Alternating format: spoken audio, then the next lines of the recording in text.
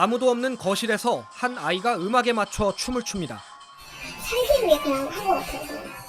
경기 성남시 분당구 한 초등학교에 다니는 이 6학년 여학생. 동급생들이 강요해 억지로 춤을 췄다고 했습니다. 이걸 찍어 SNS에 올리겠다고 했고 춤을 안 추면 폭언을 퍼부었다는 겁니다. 괴롭힘은 이 정도에서 그치지 않았습니다. 지난 6월에는 집으로 불러 흉기를 들이대기도 했습니다.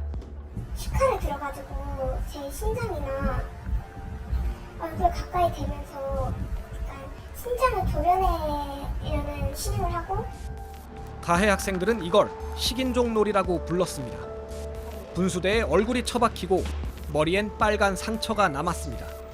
피해 학생 측은 동급생 5명을 학교폭력으로 신고했습니다.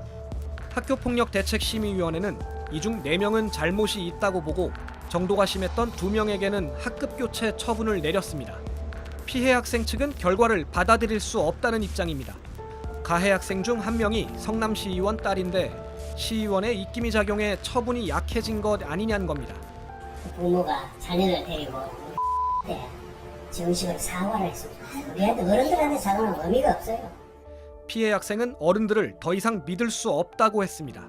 논란이 커지자 성남교육지원청은 학급교체는 초등학교 수준에서 2번째로 중한 징계이고 가해자 중 시의원의 자녀가 있다는 것도 몰랐다고 해명했습니다.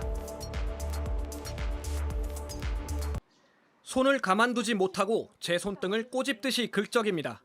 손톱 갈 때가 하나도 없었어요. 지가 다른 걸 거더라고요. 경기도 성남의 한 초등학교 6학년 아이는 매일 정신과 약을 먹습니다.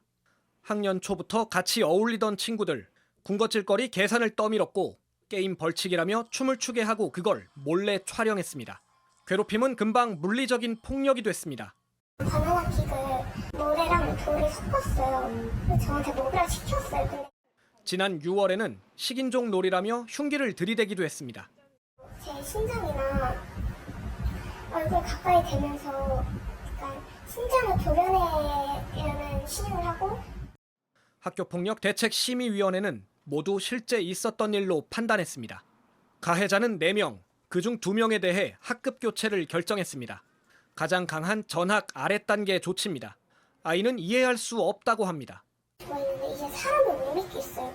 이렇게 낙태 처벌 받을 수 있구나라고. 가해자 중 하나가 성남시의원의 딸이라 학폭위에 영향을 준 게 아니냐는 겁니다. 시의원은 논란이 커지자 사과문을 냈습니다. 학폭 신고를 하고 넉 달 만인데 피해자 측은 사과 사실도 언론 보도를 통해 알았습니다. 부모가 자녀를 데리고 정식으로 사과를 했습니다. 우리한테 어른들한테 사과는 의미가 없어요. 피해 학생 측은 결국 고소장을 냈습니다. 늦기 전에 진심 어린 사과와 적절한 조치가 있었다면 피해자의 상처도 사안도 이만큼 커지지 않았을지 모릅니다. JTBC 오원석입니다. 쓰러진 화환을 일으켜 세웁니다. 바람에 또 넘어질까 아예 동여맵니다. 그러는 사이 다른 화환이 계속 도착합니다.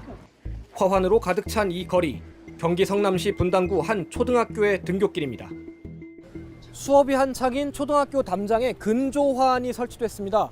문구를 살펴보면요, 솜방망이 징계 철회, 그리고 이쪽엔 어른들이 미안하다라고 적혀 있습니다. 성남시의원 자녀가 가해자로 지목된 학교폭력 사건 때문입니다. 학폭 처분 결과가 나왔는데 피해 학생과 가해 학생 모두 반을 옮기라는 처분이 내려졌습니다. 그러자 학부모들이 처분이 너무 가볍다며 화환 보내기 운동에 나선 겁니다. 각자 이제 피해 아동을 위한다고 활동하시는 분들이 직접 보내주신 겁니다. 학폭 처리 절차 자체에 대해서 굉장히 문제가 많습니다. 학교 폭력은 좋은 거예요, 나쁜 거예요? 나쁜 거. 논란이 커지자 가해 학생의 학부모인 시의원은 출당 명령을 받고 당을 나왔습니다. 일부 유력자가 여기 껴있다 그래가지고 거기 영향을 받아서도 안 된다. 엄중하게 처리하라 하고 지시를 했었습니다. 경기교육청은 학폭위 심의 과정에 외부 알력이 작용한 건 아닌지 다시 들여다본다는 계획입니다.